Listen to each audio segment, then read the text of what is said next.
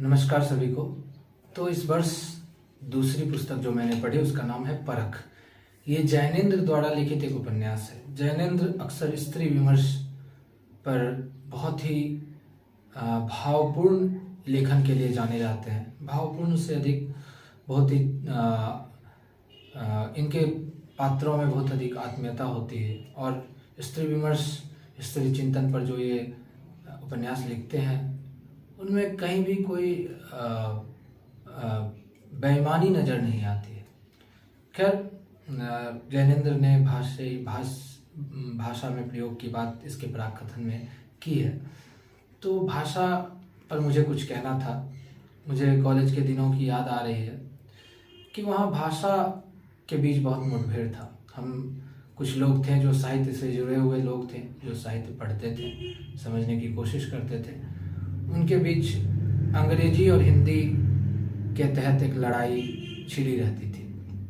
मुझे नहीं पता इसका कारण क्या हो सकता है, इसकी वजह क्या हो सकती है। कहीं न कहीं हम जिस भाषा को बोलते हैं हम उससे थोपने की भी कोशिश करते हैं लोगों पर। लेकिन जब हम साहित्य की ओर आते हैं तो अगर आप किसी भाषा से घृणा करते हैं तो वो भाषा भी आपसे घृणा करता है। ऐसा क्यों? क्योंकि फिर उस भाषा में लिखे गए कई काव्य, कई बहुत सुंदर रचनाएं से आप वंचित रह जाते हैं। और एक साहित्यकार के लिए, एक पाठक के लिए इससे बड़ा दुर्भाग्य कुछ नहीं हो सकता है। और राजनीति भी इसी आसपास घूमती रहती है। जैसा हमारा समाज है, हमारा समाज जो है, या फिर छोटी सी टुकड़ी भी जो है, एक कॉलेज की बात जैसे मैंने की, वो उस बड़े विराट राष्ट्र में जो भी परिस्थितियां उभर रही हैं उसका ही एक प्रारूप है, एक छोटा रूप है। तो यही भाषाई लड़ाई ऊपर भी चल रही है। जैसा कि उर्दू को एक मजहब से, किसी धर्म से जोड़ दिया गया, तो उर्दू या हिंदी किसी धर्म की भाषा कैसे हो सकती है? ये एक सांस्कृतिक श्रृंखला है जिसमें ये गुथते चले गए। हिंदी को आप उर्दू से कैसे अलग कर देंगे? आप नहीं कर सकते हैं। हिंदी में उर्दू के शब्द और उर्दू में हिंदी के शब्द आते रहेंगे। जो आप गज़ल लिखते हैं उर्दू में, वो संस्कृत के छंदों पर चलती है। तो आप ये नहीं कह सकते हैं कि ये भाषा जो है वो अमुक लोगों की भाषा है और आप कहेंगे कि ये सीडो सेकुलर जैसी बातें हैं। सीडो सेकुलर जैसी बातें नहीं, ये सत्य बातें हैं। ये सत्य है कि आप हिंदी और उर्दू दोनों को अलग अलग नहीं कर सकते, क्योंकि दोनों का विकास एक साथ हुआ है। इसके पीछे अगर आप कहें कि जिन्होंने अरबी और फारसी के शब्द हमारी भाषा में लाए वो अत्याचारी थे, वो अत्याचारित हैं। अत्याचारी किसी भी देश, किसी भी काल में हो सकता है, आज भी अत्याचारी है, लेकिन भाषा उससे अलग विकसित होती रहती है और उसे सुसंस्कृत लोग, सुसभ्य लोग भी विकसित करते हैं। और जन समाज में, जो जन समाज के भाव तंत्र में जो बातें आती है, उनके समावेश से जो बातें आती है, वो भी विकसित करते हैं।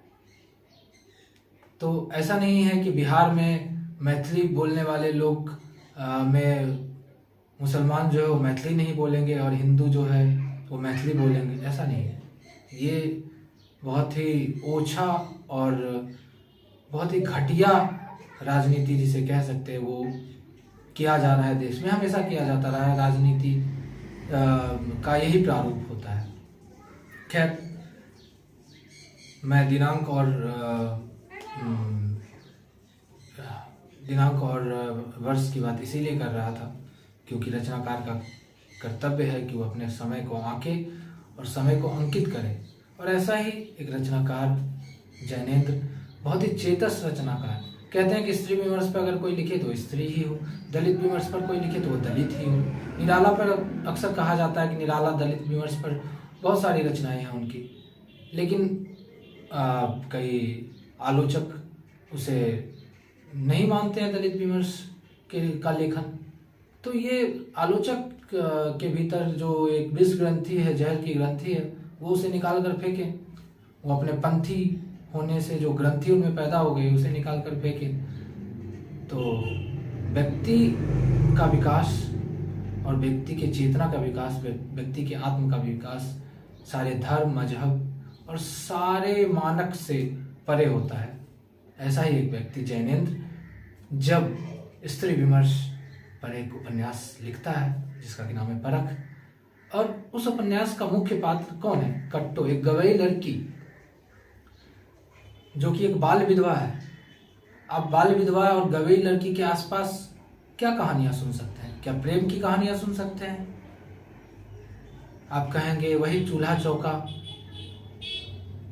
उसे आप कहेंगे ये तो गवार है और इसके आसपास तो कोई उपन्यास गढ़ा ही नहीं जा सकता। इसका क्या आत्मा होगा? इसने अपने आत्मा को जाना भी है, इसने अपने भीतर देखा भी है। लेकिन जैनेंद्र की आंख एक लेखक की आंख है, एक रचनाकार की आंख है और एक चेतस रचनाकार की आंख है, और वो कट्टो जैसे पात्र को जीवंत कर देते हैं। गवई पात्र जो बाल विधवा है उसे इतना महत्वपूर्ण और इतना सशक्त तरीके से रखते हैं कि अन्य शहर के पात्र जो है वो फीके पड़ जाते हैं। और अन्य पात्र हैं जैसे कि सत्य है जो कट्टो के बचपन का मित्र है, बाल सखा है, और दोनों के बीच में प्रेम स्थापित हो जाता है। ये प्रेम कब स्थापित होता है, कैसे होता है, इस बारे में आप पढ़ें, उपन्यास में पढ़ें, आपको अच्छा लगेगा। इसके अलावा गरिमा है और बिहारी है। तो सत्य जो कि वकालत की पढ़ाई पूरी करता है और वकालत नहीं करने का निर्णय करता है क्योंकि वो एक फरेब की नौकरी लगती है उसे, और वो अपने गांव चला आता है। कट्टो को उस पढ़ाता है, उसका मास्टर रहता है। उन दोनों के बीच में प्रेम स्थापित हो जाता है। और दूसरी तरफ बिहारी की बहन गरिमा, उससे उसकी शादी की बात हो रही होती है। एक बाल विधवा, एक विधवा से विवाह की बात को समाज नहीं स्वीकार सकता है, और सत्य ने भी ऐसा ही किया। सत्य के पास दो रास्ते थे, या तो वह गरिमा से विवाह करे या फिर अपने प्रेम को पाए, कट्टो के साथ जाए। लेकिन उसकी परख है यही कि वो किसे चुनता है, वो गरिमा को चुनता है, क्योंकि गरिमा के साथ धन जुड़ा है। और धनबल जो है वो कह सकते हैं कि सभ्यताएं धनबल पर किससे गढ़ती आई हैं, धनबल के आसपास बनती आई हैं। लेकिन धनबल के अलावा भी सभ्यताओं में, समाज में बहुत कुछ है। प्रेम जैसी चीज़ें जो कि बहुत ही गौण सी है और बहुत ही कह सकते हैं कि उसका व्यापक प्रभाव नहीं दिखता, लेकिन ये आदिम अवस्था से ही मनुष्य के भीतर और कभी कभार मनुष्येतर भी जो है हमारे भीतर कहीं है, कहीं भीतर है, जिसे हम खोज रहे हैं। और ये खोज निरंतर चलती रहेगी। कभी हम इसे ईश्वर कह देते हैं, कभी हम इसे दैहिकी कहते हैं, कभी इसे हम दैविक कहते हैं, कभी अलौकिक कहते हैं, कभी लौकिक कहते हैं। कई परिभाषाएं हैं और इन्हीं के आसपास कहानियां गढ़ी जाती हैं। और क्या हुआ? सत्य की परख यही है। और कट्टो की परख है कि कट्टो ने त्याग चुना, और उपन्यास के अंत तक कट्टो और बिहारी विवाह कर लेते हैं, लेकिन वो तय करते हैं कि वो अलग अलग रहेंगे। तो ये कट्टो के त्याग की कहानी है, सत्य के परख की कहानी है, और बिहारी के भी त्याग की कहानी। बिहारी जो उसका मित्र है, जो सत्य का मित्र है, और कैसे आप जब धन को चुनते हैं तो उसके साथ आपको उसके आसपास की सारी दुश्वारियां भी अपनानी पड़ती है। जब आप कैपिटलिस्ट को चुनते हैं तो आपको शहर आना पड़ता है, आपको धूल खानी पड़ती है। उसी प्रकार खैर परख में कहते हैं जैनेंद्र कि स्त्री जो है वही सब कुछ बनाती है। और इस उपन्यास को देखकर आपको ये बात सत्य भी लगेगा। एक छोटा सा प्रसंग है जो मैं पढ़ देता हूँ और अपनी बात को समाप्त भी करता हूँ। पुरुष बनाता है, विधाता बिगाड़ देता है। अंग्रेजी की एक कहावत है। संशोधन कर यह भी किया जा सकता है, पुरुष बनाता है, स्त्री बिगाड़ देती है।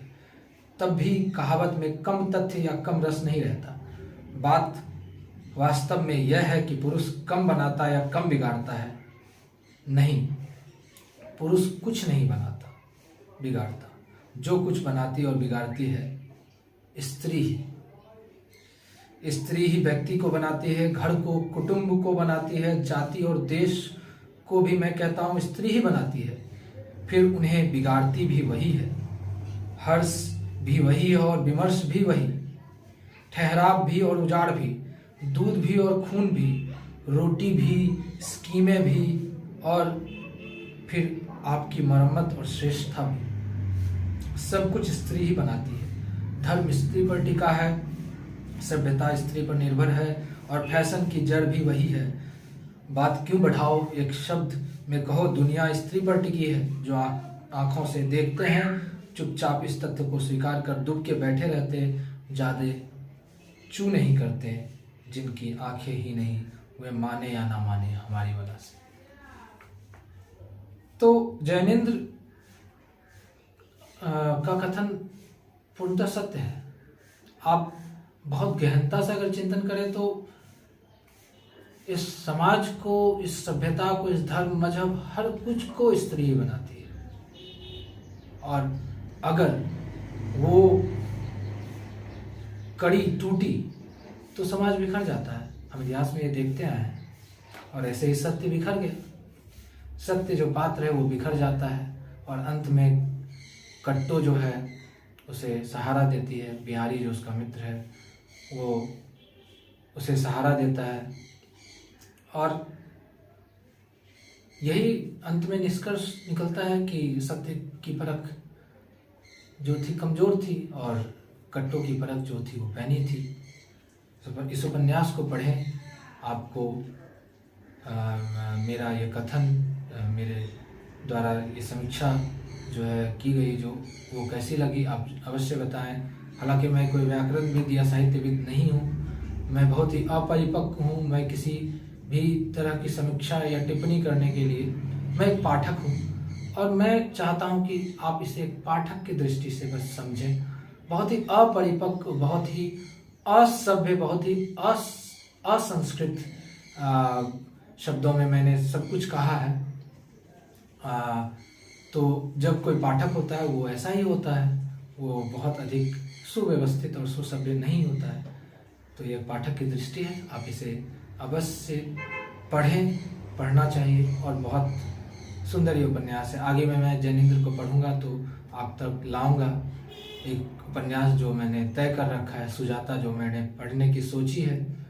वो भी इस तरह के स्त्री विमर्श का उपन्यास है कि कैसे स्त्री जो है अपने खोले से बाहर आती है, जो सामाजिक बंधन है, जो रूढ़ियां हैं उसको तोड़ती है, कैसे अपनी आत्म का विकास करती है। जब ये एक पुरुष लिखता है तो एक शक का निगाह, एक शक पैदा होता है, लेकिन जैनेंद्र को पढ़ते हुए यह शक आपका जो है वो खत्म हो जाएगा। तो मैं इसी के साथ विदा लेता हूँ। धन्यवाद।